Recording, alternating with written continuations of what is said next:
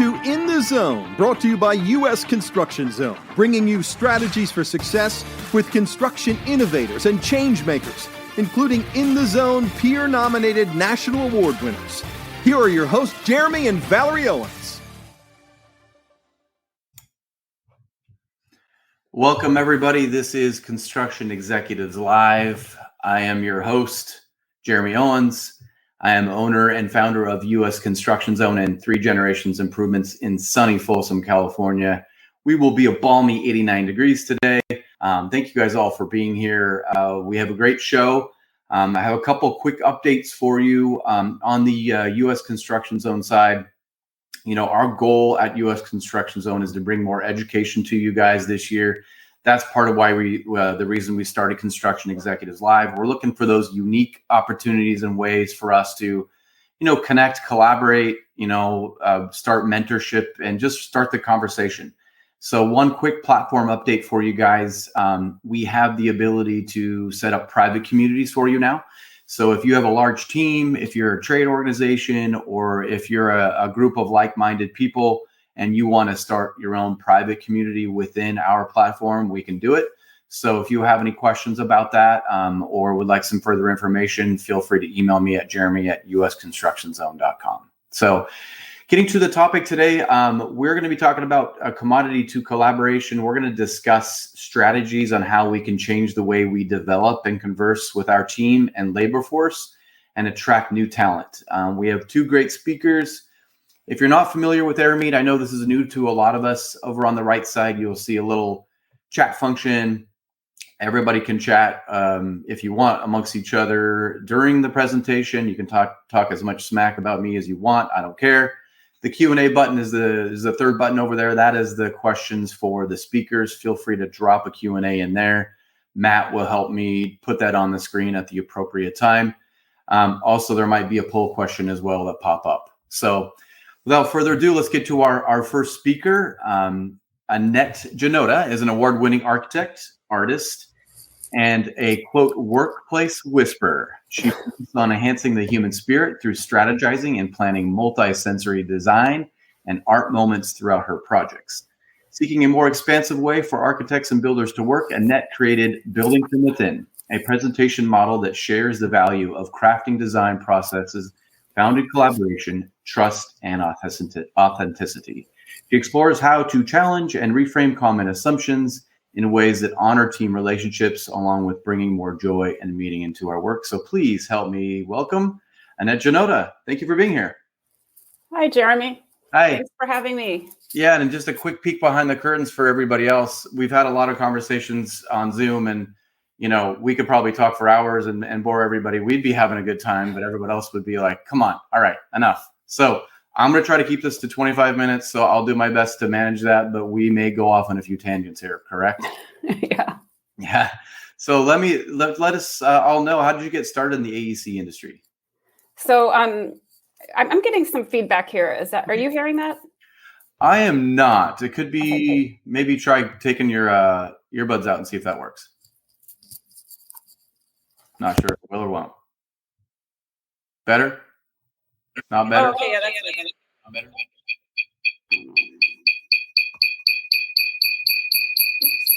Nope. I'm getting a little feedback now too. Welcome to live shows, people. Sorry, guys. That's okay. I hear you fine. You still getting feedback? I am, but I'll do my best. Okay. So I'm an architect, installation artist, writer. I got started in the field climbing trees and building doll houses. And so I feel many people are called to the industry as kids. And that's what I did. So I studied architecture and eventually went into interior design. Nice. Yeah. So how did you get the term workplace whisperer? Where did that come from? That's such a unique thing. So I started out as a joke because I'm pretty intuitive. And when I work with my clients and staff, I was kind of teased about it because I think a lot of people have this. When you go into a space, you can kind of feel, this feels off, kind of know what to do to remedy it. And then I think I just, sorry, it's really hard to talk with this feedback, but I'm going to do my best. And I came from a generation that you had to decide what you wanted to do with the rest of your life, like at 15, 16. And I stressed about it so much when I was in high school. So I obsessed about vocation, and whatever I choose, it has to be right, because it's going to be my whole lifetime and I can't make a change. And when I studied architecture, I went to used bookstore and stumbled across a book called Working by Studs Terkel. And it was this really elegant series of interviews asking people, about what they did all day and what they chose to do for work. And it had me thinking so much about how people choose what they go into, what they do all day at work, how they feel about it. And I like to use my talents to bring out the best in other people. Right.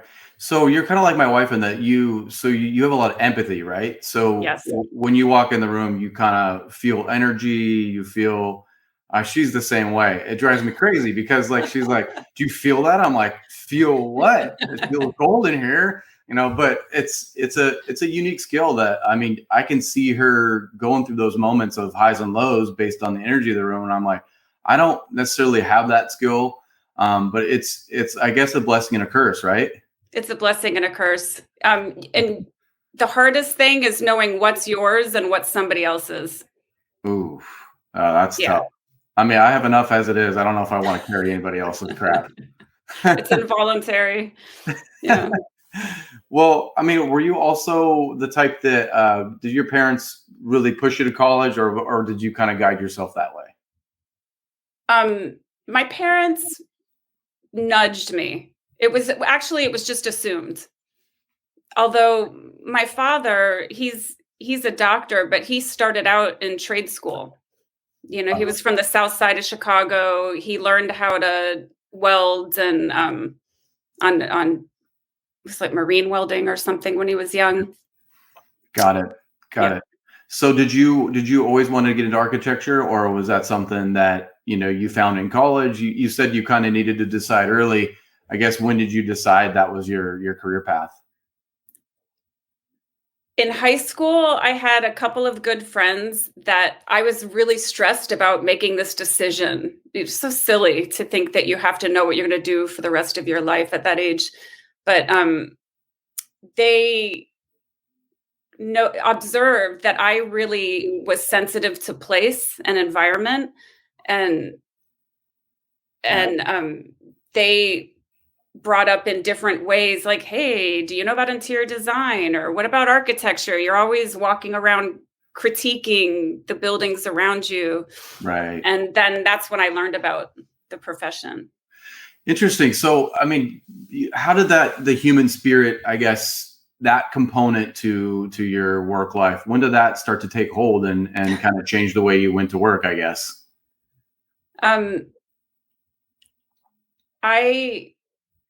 When I was in architecture school, AutoCAD and computer-aided design was just entering the industry, and everybody was really excited about it because, it's going to save you time. You're going to have more life balance. You can actually spend more time designing, right, and asking the whys of why we're doing this versus that. But after being in the industry for decades, seeing that technology has consumed us in a way. Yeah. And I started seeing, like, we stopped asking why, and everybody's asking, well, how do you get this program to work? What about that program? And we're these human beings with whatever we came in here with, and we're trying to keep up pace with machines. We've lost control. And I think a lot of people are suffering because of it. I totally agree. It's like the fine line of, we want technology to make us more efficient, which in a lot of ways it is. but it can't replace the people connection. And you have that hard balance where you have to communicate with builders and your design team to make it all come together. And like you said, your favorite contractors are the ones that you can communicate with, the ones that you guys can bounce ideas off of. And instead of it just being, here's your design, go do it, Yeah, go build this. Go build that. And then they look at you like you're crazy, right? Yeah. So, I mean, then there's no program for that. The collaboration needs to happen, right? So, I guess that's where we got to make sure we keep that human connection in there. And Matt, when you get a chance, put that poll question up that we had, and that I'm curious about how do you find joy at work? And we'll just put that poll question up there. You guys can answer whenever you want. But I'm curious because obviously we all have different things that make us joyful at work. For me, it's the relationships and collaboration, solving problems. Those types of things are what kind of build me up. I am not built up by a boss jumping down my throat or, some of the old school ways in construction. I grew up, I'm the third generation. So management back when my grandpa was growing up is quite a bit different than now. And that's part of the reason I had to be my own boss was I couldn't handle it, basically. So what would you answer to that? And how would you answer that question? And how do you find joy at work? Yeah. So building within, I talk a lot about it being safe to express joy at work and to be authentic. And I grew up in a Catholic, I had Catholic upbringing. And so I had this mentality, like you have to suffer to succeed, or your value is based on how much misery you're expressing. Right. And when I was entering into the field, one of my bosses was this really talented designer who had fun while he was working. He joked a lot. He had a sense of humor. Even at meetings with clients, I was utterly confused by him. Like he's having fun and he's letting everybody know. And so that was such a great way to start out in the field. So for me, joy at work is being able to be silly, being playful while I'm co-designing with somebody, right. Letting, them having fun too, and not feeling you have to look miserable to be productive. Well, we talked about that earlier in that there's not enough joy in our workplace. And I think you could probably say that about a lot of industries. That's not unique to us, but it's kind of funny that a lot of managers feel that if people are messing around having fun, that's not being productive, when all of the statistics are quite the contrary to that. It's like if you have a fun environment, if you have that pool table maybe, or that kind of a way or a connection point in your office, it increases productivity. You take that 10-20 minute break, but then when you get back, you're productive, you're loyal, you have a smile on your face. It just seems like a different feeling altogether. Yeah. And when I work with clients in workplace, one of my favorite questions is finding out, like, where do you get your aha ideas? And, it's never working ferociously. It's kind of when you allow for the pause, when you're jogging, taking a shower, meditating, walking on the beach, so, that's where we're innovative. Yeah. And I guess how do we as a team advocate for our joy in the workplace? Like what are some things we can do, to really, I guess, start this conversation? For a lot of us, this isn't something we talk about. We put our head down in construction, we get busy, and a year goes by really quick. So this is something that we might have to really kind of be intentional about. How do we do it? You do have to be intentional. And I think the most important first step is you start with yourself, and you know what brings you joy, what brought you into the field. Not everything has to be a big vocation, but some people like to build and work with their hands, and think about what sparked you as a child, maybe to do that. But you have to start with yourself, and then it can be safe for others. Yeah, it's funny. I was interviewing a friend, Brent Darnell, and on our podcast, and he had said something that was so true. He says he usually tells his clients, he said, name your favorite project you've ever built. And, so they say it. And then he asks a follow-up question. He says, okay, how were the relationships on that project? And it's always, oh man, it was great. We had the best time. It was just such a fun time. And then he said, now name your least favorite project. How were those relationships? And they go, yeah, okay, I see what you're doing there. But there's a kind of a tendency to, be project driven for us as opposed to relationship driven, where, if we don't have those good relationships with not only your peers, but the labor side, it's just not going to be fun. Not going to be fun for them. It's not going to be fun for you. And then it becomes about the money. Right. When it's all about relationship, that book Working, that was the big takeaway. It's like you could be reading about a doctor or a lawyer who went into the field not because they were called to, but for external reasons. And you have somebody else who's working at a market as a cashier, but they know themselves and they're extroverts and they just love connecting with people. And, guess who's happier? Yeah. No doubt. I mean, it's just, part of the reason we wanted to talk about, labor as a commodity and things like that is because this is what we've done in construction for generations, not decades, generations, is that we've made it about the money. We've made it where the labor force chases money around because we haven't created loyalty. We haven't developed them. We haven't asked them about their family. We haven't talked to them about their son's baseball game. We don't do anything about, typically, I'm generalizing, we don't talk to them like they're people or friends. We talk to them like they need to do labor. Yeah. And then we get mad at them for chasing the money. It just doesn't make sense, but this is what we've been doing.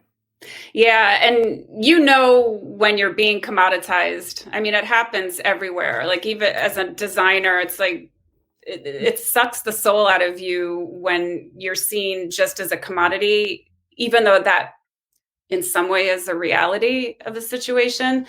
But you and I had a great conversation just about sharing stories, and it's all about relationships. That's the bottom line. Yeah, it really is. And kind of to end with that, it was like, this is an opportunity for us. So as a management team, we're all managers here typically. What do we do with this opportunity? I know we kind of talked about we got to be intentional, but maybe we can talk about a few examples of how we can take this as an opportunity back to our team and really start to implement this today. Are you asking me like how or? Yeah. I kind of feel like we could brainstorm with the audience if we had more time, but yeah. I think the what's coming to me is just asking questions. Yeah. Stop talking, ask questions, and listen. Just listen.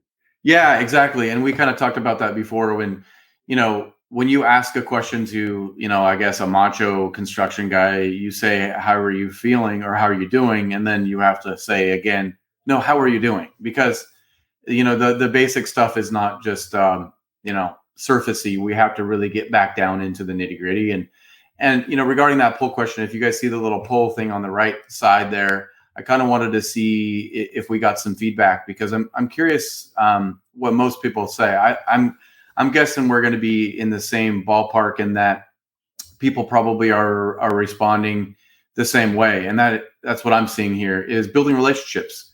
Building relationships is one of the most valuable pieces to our job, but yet at the same time, we don't talk about it enough. So I think what you do, being a whisperer in your job and maybe, leading your team in discussions like this, we don't have a lot of them. So I think we have a lot to learn from you. And I would say keep going with that, with speaking, getting in front of not only women in construction, but all of us, because this is something that we have struggled with our entire lives. And now we're coming up with this new generation of managers that are open and willing to change it up a little bit. We don't have to go back to the old school, how Papa Bob did things. Now we try to figure out, the new way. And the new way is going to be the only way we're going to be able to attract millennials and a diverse workforce. We're not going to be doing it with, being a hard ass all the time. No, it's all about empathy. Yeah. Well, I appreciate you wading through those technical issues, and that I really enjoy our conversations both offline and online, and we'll keep the conversation going. Sounds good. Thank you. Right. Thank you so much. Bye. Bye. Well, we'll get right into our second speaker here. We're gonna switch up the topic quite a bit. We have Tim Spinlove with us, and he has over 15 years of successful sales, talent acquisition, business operations, and leadership experience. And over the course of his career, Tim has become a trusted advisor to business owners, C-level executives, HR, and financial professionals. And he does work in the construction sector as well as others. But he has advised on recruitment best practices and assisted with the implementation of strategic recruitment programs to help drive performance internally for stakeholders. He's out of Canada, but we're nice to him, right? He's just in Vancouver. That's not too far. Tim focuses his efforts on recruiting for the real estate development and construction sectors across North America. And we welcome, and please help me welcome, Tim Spinlove. Hey there, Tim. Are you there? There he is. There's that handsome face. How you doing, bud? How's Canada this morning? Yeah, I'm up here in Vancouver. Typical rainy day up here, unfortunately. So okay, yeah, we're 89. It's okay. Are you watching the hockey now? Is that? Oh yeah, it was a marathon last night. Let me tell you, a lot of overtime happening last night for sure. Yeah, I saw a little bit of that triple overtime game. I know both of our teams are not in it, so we don't really have a lot to root for, but it's always fun to watch hockey playoffs, right? Yeah, it's in Canada now. It's all about making sure the Maple Leafs don't win. So that's the season. That's the season we're in. So that's not a good start for you, then. No, it's not. Well, thanks for being here. How did you get started in the construction industry? Yeah, I started working with construction companies directly back in probably 2007, 2008, kind of right around the economic fall of that year. But I was working with a pre-employment screening company, so selling things like, criminal record checks, reference checks, credit checks, all that kind of stuff. Worked with a lot of construction professionals then. And then since I've kind of transitioned into sort of the talent acquisition and HR consulting space, done a lot of work, a lot of recruitment, done everything from, recruiting accountants to project managers, construction managers, site superintendents, coordinators, also on the real estate development side, handling recruitment efforts for that. So since about 2008. Cool. Yeah, that's kind of an interesting time to get started in recruitment, right? Well, it was. And no one falls into recruitment there's no test. Luckily for me, there's no test to get into recruitment, so I can kind of just get in there and do it. But you talk about building relationships, and that's what I'm good at, and it kind of makes sense from a personality standpoint, is talking to people every day and getting to know them, and sort of having those conversations, and it's a good fit. Yeah, it probably wouldn't work too good if you're not a networker, right? No. They have to trust you. You have to be taking Zoom calls, and I can see how you would have to be a people person, otherwise they're not going to trust you, right? Yeah, being a recruiter is a combination of being able to build relationships, but you're also a bit of a counselor, a bit of a motivator. There's multifaceted aspects to it. That's for sure. Gotcha. So how do companies overcome the struggle of recruitment in this kind of market that we're at today? Yeah, that's big right now, right? Coming out of the this whole COVID thing, the landscape has certainly shifted culturally, not only, in Canada, but in the US, of course, the political climate on both sides of the border.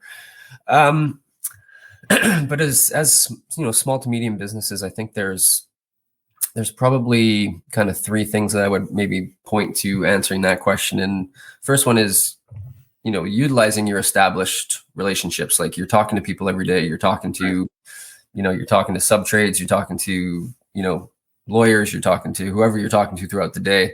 Right. Utilize those relationships. Reach out through the network and see who they know, and utilize that relationship base. kind of in the same vein, like business or, college relationships that you have, a lot of alumni networks that you can reach out through. Yeah. And employee connections. Your employees are a vast network of, of talent as well. So utilizing who they know in the marketplace is a very strong tactic at the moment. Yeah.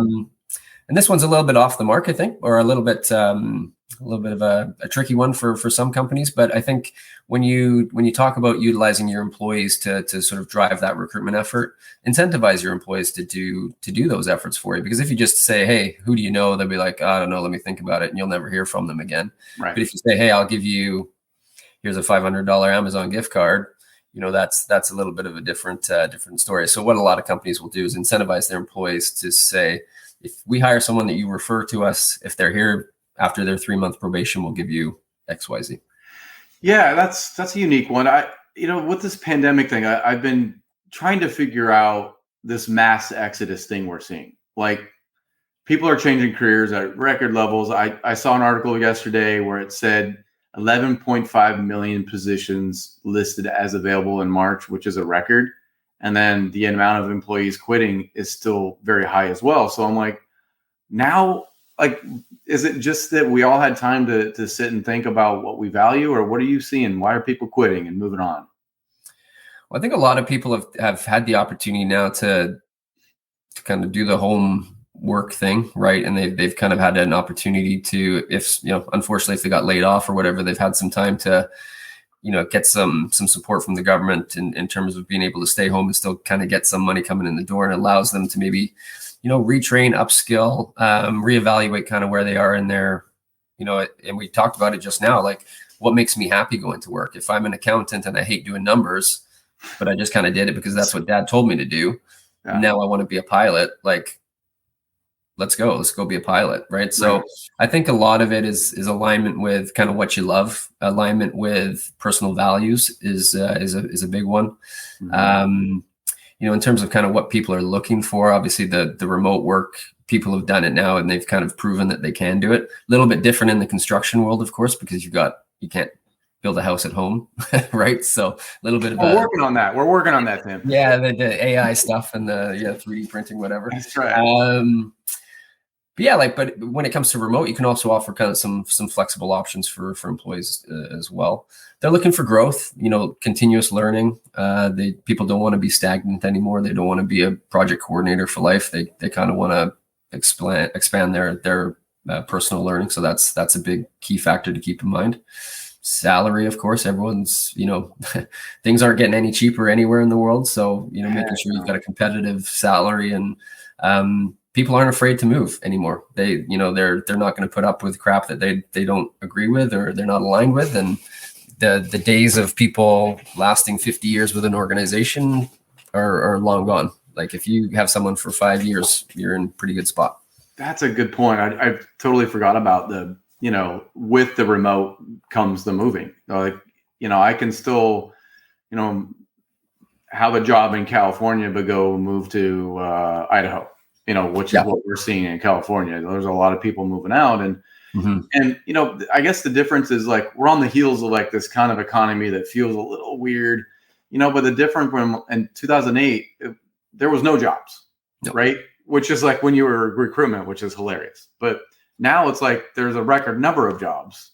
And we have a weird economy. It just feels different, maybe better, because there are all of these jobs out there that if you needed to, you could go get a different one. Yeah, absolutely. You bang on. Yeah. Cool. So tell us a little bit about how do we attract talent to our small companies? A lot of us on the call are in the medium-sized area. So, what are some things that we could do?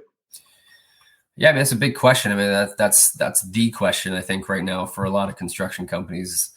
But there's a few things, like recruitment really is marketing at the moment. Like, you've got to be able to kind of be marketers in the marketplace. So telling your story, like, why should I come and work for, your organization? Like, what is it about, what is it about you that aligns with what I'm looking for? So telling your story, having a bit of a brand voice in the marketplace, that's very marketing. And that's not my area by any stretch of the imagination, but it's part of it.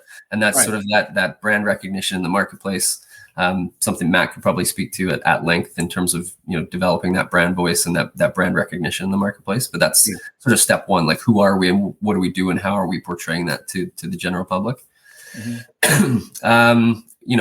When you're looking for a specific skill set or a specific role to fill, being very clear about what that role is, like, and step one is, if you're going to be advertising that role, be very specific on the job title. Like if you're going to hire someone for, if you need an HR person, don't put a job advert on Indeed or Monster that says, the morale officer, because no one's searching for that. They're searching for HR coordinator jobs, right? Like it's very search engine optimized stuff, right? So if you're searching for PM, project manager, don't put PM, put project manager. And the keywords in your job ads are very important because it picks up on, is it residential? Is it commercial? Is it civil? What is it?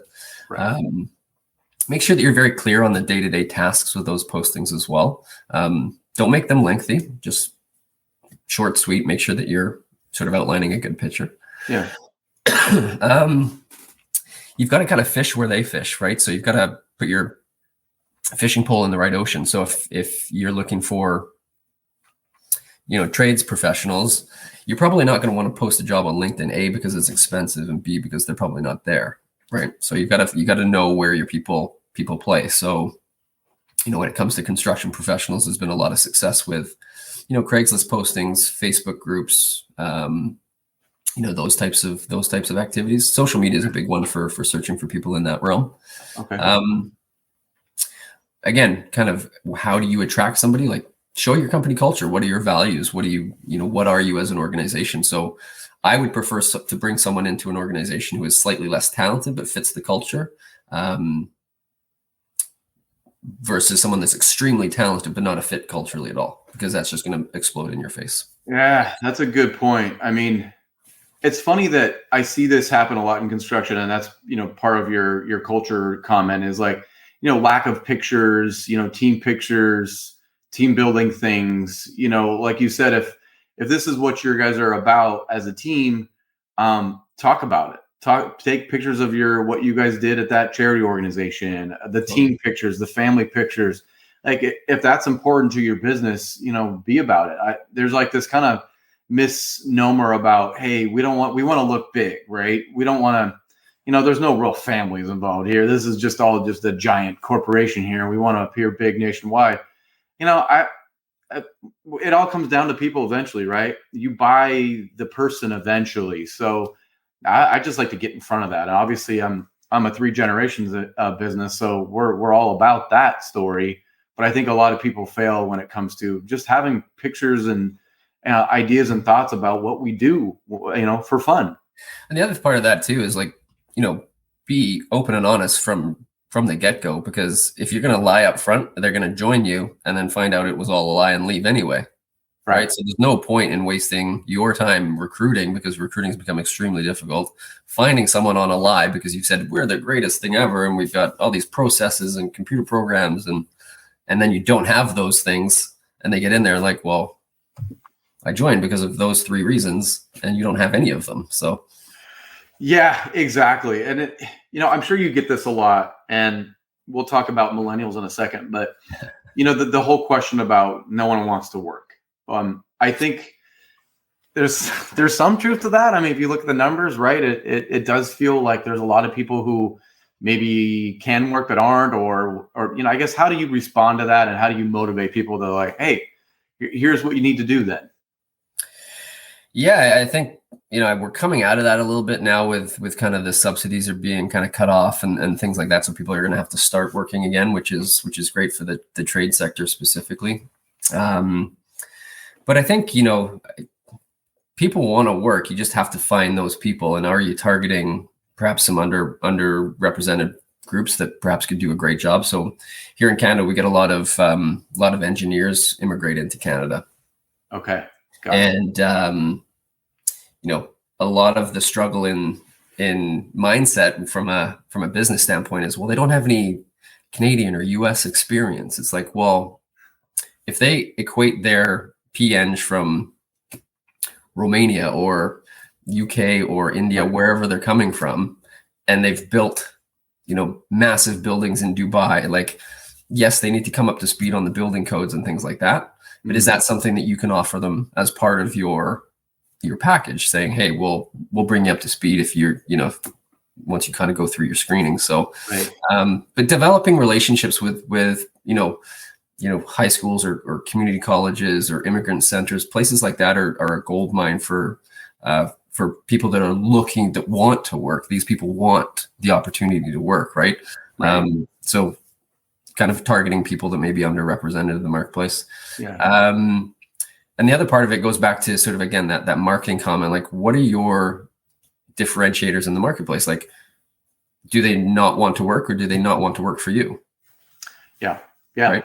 Good point. And I mean, and that kind of segues right into the millennial thing is, I'm one of the few protectors of them. I think that, we need them. I think all of our industries do. I don't care what industry you're in. We need them. And so it's really more about how do we communicate with them? We already talked about the culture piece, but isn't that the biggest piece that they're not always about the money. They're about, what are we doing as a brand? Where are we headed? What do we give back to? They just have a different mindset. And maybe that's because they lived through the 2008 thing. I don't know what it is about it, but it feels like it's more than the money for them. Yeah, absolutely is for them. Yeah, you're bang on. I think I've got 6 things here that I'll maybe point to. First one being, again, learning. We kind of talked about that earlier. There's a constant want to learn and develop and grow their skill sets and experience base. Right. The second one is purpose. So I found an interesting piece from Deloitte that said millennials hold businesses to high standards when it comes to their positive impact on society.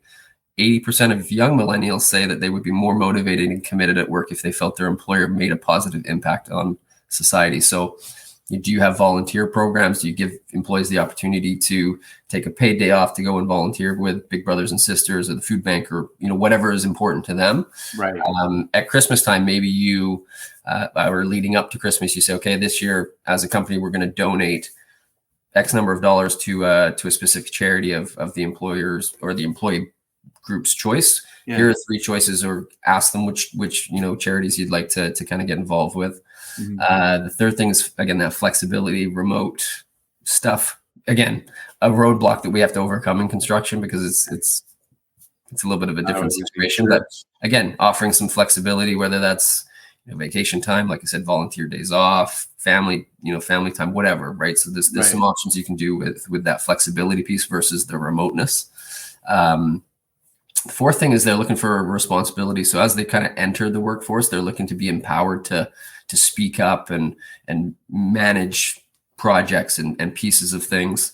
They want to take the lead on important tasks. So that's a big one for them as they're kind of coming into the workforce. So I would have your managers be very encouraging to that group, of letting them speak up, letting them kind of take the bull by the horns on certain things, and have them make decisions and have them fail and have them learn from those failures as a prime opportunity. Building a house, you don't want them to, too many mistakes, but you kind of get what I'm saying, right? Empower them a bit, right? Yeah. The fifth thing, manager-employee relationships. They want a boss that they can trust, someone that they feel they can be comfortable talking to. I think we talked about that previously as well, kind of building that relationship piece with your employees. And the last thing is perks, right? Like, everyone loves perks, right? Like, who says no to free snacks or like a barbecue on site one day? And like, I'm down for that for sure. Let's go.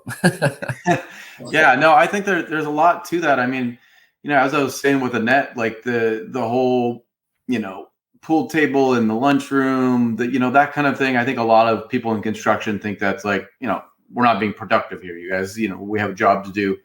But there's something to that. Like, I know I'm more productive when I take a break, whether that's, taking a walk or getting outside for a second. Like, if I'm just putting my head down all day, I will have probably several hours of staring at things, Yeah, I mean, the thing with the perks thing is it's very personal, right? Like, I'm 41. I don't like, if you were to cold call me as a recruiter and say, hey, like, we do like beer Fridays, downtown Vancouver, which is like an hour from my house, like beer Fridays, the whole team is there. We got a ping pong table, like dogs in the office, like whatever. It's awesome. Right. I'm 41. I don't need any of those things to be happy at work. Like, leave me alone and let me do my job. That's what I want at this stage in my life, right? Like, I don't want to drive downtown, so that's not a no-go. I don't want Friday afternoon. I've got 2 young kids at home. I don't want to be downtown till like 7:30 at night drinking. Like, that's not Right. a thing, right? So it's very personal, right? So as a leader, as a manager of a team, you've got to kind of have those conversations with people, like at the interview stage, like, tell me about you. Like, what drives you? Like, what's your motivating? Like, if we have perks, what kind of perks would you want? Like, what would make you be like, yeah, this place, I need those. This is what I need to be happy at work. Like, that's all part of building out a strong interview process, so that you're weeding those things out and building your culture. And it's got to be evolving. It's got to continuously grow, because the millennials are going to come, and then it's going to be the next wave, and they're going to be very different from it's constantly changing. So having constant communication on those things is going to be very important. Yeah. I mean, I imagine, your group, you guys have like a nice template to use, or good questions, good, those leading questions. And, I mean, engaging with talent to really find out if they're a fit, I have no skills there. I mean, I think the only skills I have is just asking questions and hoping I ask the right ones. But, I think because we're busy as a construction industry, is it now a great time to use a firm like DMC to help? Because, it's almost like learning a whole new skill. I'd rather just pay someone to do it than fail and do it myself. Yeah. And I'm not going to sit here and toot my own horn, but like, recruitment's not easy. It's very time consuming. You don't want to just post and pray, because you're going to waste your time on spending money on a job board that's going to get you nothing in terms of return. B, you're going to have to go through all of the resumes that you get. And that's not a simple task, regardless of what platform you use, whether that's Indeed, Monster, LinkedIn, whatever. Like, you've still got to do multiple clicks and scroll and whatever. And, right. You could it doesn't matter. Like, I've posted for, what's a good example? Like, construction accountant, and I will get artists, I will get restaurant workers. Like, they're just going to apply without kind of reading the job and hope they kind of get a call back. But you've got to go through the monotony of going through it. As a business owner, you're probably doing that after hours, on family time, right, up until like midnight, scrolling through all these resumes. And, you could have 50 resumes in there and 49 of them are terrible. And you've just wasted an hour and a half, 2 hours of your time scrolling through resumes that make no sense for the job that you posted. So yeah, I mean, having an agency partner is definitely, an advantageous thing to consider. Now, I would encourage everyone to kind of seek out someone that's got a niche in construction specifically, based on what your needs are.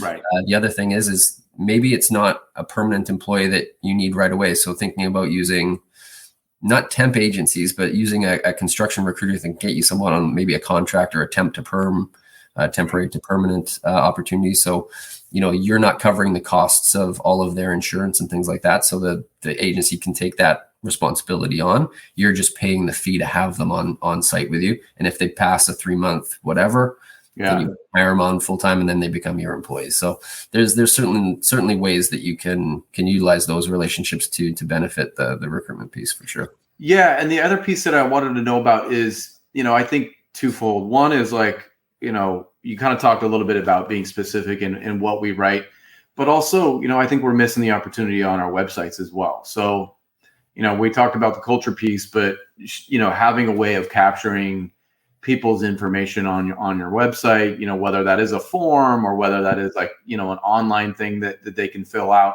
I think that a lot of us miss that. Like, we just expect people to scour your website and find an email or something. I don't know. But what are we missing there? Yeah, again, that's a marketing thing, right? Like, and I can absolutely introduce a great company that I've worked with and recommended in the past to help you. I think the big thing is get your website mobile. If it's not mobile, optimized, make sure that it is, because people are on their phones and iPads and stuff more so than sitting down at a desk, right? So if they're on the bus or whatever, they're scrolling and whatever. So make sure you're mobile optimized. But yeah, I mean, just again, display what you're about as an organization. So whether that's links to your Instagram page or your Facebook page, and there's pictures and there's videos and there's, maybe you're just doing some selfies talks on site and you're just being like Instagram live and be I know Instagram Live can maybe for some of the older folks in the room is kind of crazy, but just selfie videos and posting those. It doesn't have to be anything that's produced. It can just be, short, sweet stuff that just says, hey, like we started this job. It sucked at the beginning, but now, hey, check out this custom built house and then it's this beautiful thing that you've just built. Right. Right. And it's not necessarily, if you're, recruiting and looking for talent on your website, it's not selling the job as a carpenter. It's selling the client's dream of a custom home, right? It's not what you sell, it's how you sell it, right? So you're not selling the job, you're selling the sort of the partnership and the dream for the client, right? So it's kind of it's an interesting marketing conversation for sure. Yeah, for sure. And you mentioned a couple of places that we go to post. So I'm with you. LinkedIn is going to be tough sledding. It is super expensive. I've dabbled in that before. So you're saying where are some of those spots to go for construction? Because I think that's one that we always struggle with. We're getting hammered with ads, by the way. Indeed, like there's just like constantly people are telling me this is where you would go to post. And I guess, what are you finding for construction? Maybe, talk about not only the labor side, but, maybe that management level as well. Yeah, on the labor side specifically, again, it's kind of playing in the same pools as they're playing in. So like I would probably recommend things like Craigslist. That'll cost you, I think, $25 to $50 depending on, the kind of the package you choose for Craigslist. That's got some good traction for me on the trade side. Social media groups are excellent. So I'm included on I've joined a lot of Facebook groups, even though kind of the younger crowd is kind of shifting away from Facebook. There is still a lot of traction in there, again, for some of the older generation. So if you're thinking about hiring a skilled carpenter and you're thinking it's a millennial, but you're not thinking about the people that are 40 plus and they're kind of out of work and they're the ones on Facebook that you can grab and have a really good experience person come join you. So those types of groups, social media stuff will really help. Indeed is the big one. It's not cheap by any stretch of the imagination, but again, playing where everyone plays on Indeed. Like if you go and search for a job, where do you go? Everyone goes to Indeed automatically. Indeed, right? Or Monster. Like Monster's a little bit lower, but Monster's another one. But understanding, like you've got to really have an understanding of where your target audience is. So are you looking for a specific demographic or whatever? Maybe you're utilizing, like I said, community colleges have internship programs that you can join. They also have lots of job boards that you can take advantage of for free a lot of the time because they want their students to get hired right away, right out of school. Sure. Building those relationships within your community groups. Like I said, those immigration centers, the community centers sometimes have some career, pages and things like that you can take advantage of for free. So just kind of feeling out the community and kind of getting a sense for sort of those larger groups that you may be missing. Cool. Right on. I love that advice, man. My head's swimming on right now. I want to go hire somebody. Good luck. I don't know, man. It sounds exhausting, but thank you so much for being here. I think you mentioned that you might have a leave behind that. What we'll do is we'll email out to everybody. Yeah. What was that form or handout you had ready? Kind of just 6 tips on how to attract top talent for your construction organization. So just nothing too in depth, just some tips for you to kind of take with you as you kind of move forward. And if anyone has any, burning questions or burning needs, then I'm obviously a phone call away, happy to help advise and jump in on any recruitment activities that you guys may need. Cool. And what's the best way to get a hold of you? Is that LinkedIn or email or what do you? Yeah, I'm on LinkedIn. I can send you my direct. Well, you've got my direct contact information via email and stuff. Yeah. When you're done here, just drop that in the chat just to make sure people have it. And then, Annette, you do the same. And if you guys have questions for the speakers, feel free to hang around for a few minutes and join their table. Ask a question in the chat if you want as well. But, like I said, we're going to be doing this once a month. We thank you, Tim and Annette, for being here. I know it's where all of our time is valuable, but we just appreciate your guys' insight and education. Thank you so much. Yeah, my pleasure. All right. Thanks. And then everybody, before you go, our next event is going to be June 8th. We already have the topic. It is how to solve construction's branding problem. We're going to have 2 dynamic speakers, including Jennifer Todd of LMS General Contractors And you're not going to want to miss this one. We're going to get into, how we're missing on the branding side, as well as a lot of diversity topics. Tim kind of mentioned earlier that we need to explore other markets that we haven't in construction, and that is women and minority groups. So we're going to talk a lot about that on June 8th. And we're going to go ahead and put that in the chat, the place to register. And it is the USCZ Executives Live Air Meet link. Go ahead and click on that link, register now. That way it's on your calendar and we don't have to go chase you. We will email you as well with some more information. But thank you so much for being here. Again, if you want to hang around and chat with any of us, we're going to be at one of our tables. Thanks a lot, guys. We'll see you next time. Bye.